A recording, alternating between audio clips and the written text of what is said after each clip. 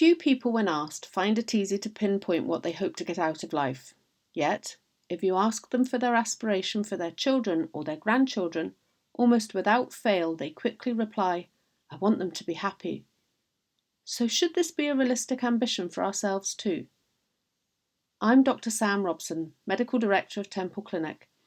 This brief webinar explores the ingredients of a recipe for happiness. If you can take time to reflect on what's good in your life and be thankful for it, you're well on the way to wanting what you've got.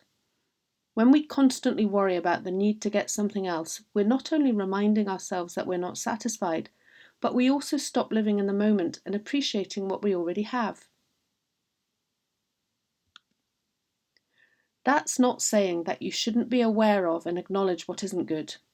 When we're unhappy with a situation, it's worth considering if it can be changed and how this can be done. It takes wisdom to accept that there is a need for something to change and courage to take steps to make that change.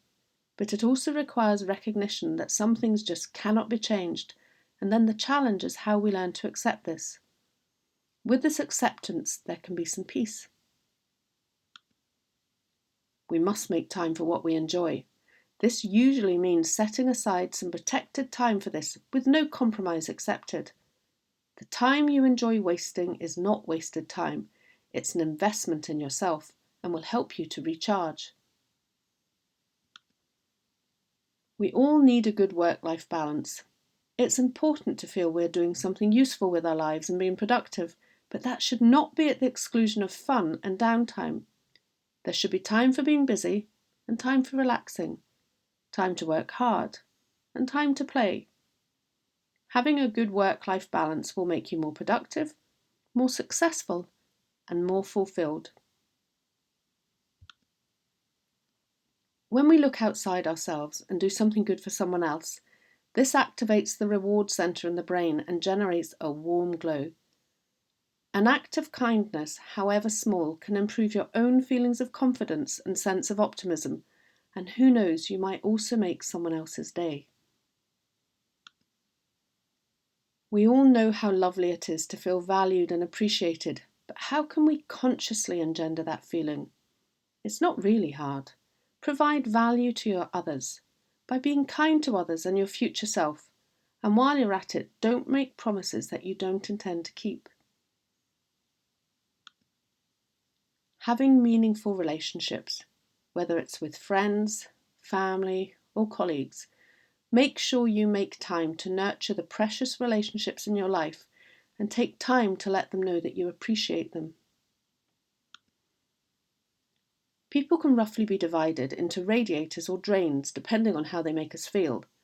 Be sure to surround yourself with enough radiators in your life, people who enhance your life by just being with them. Aim to nurture a positive outlook on life.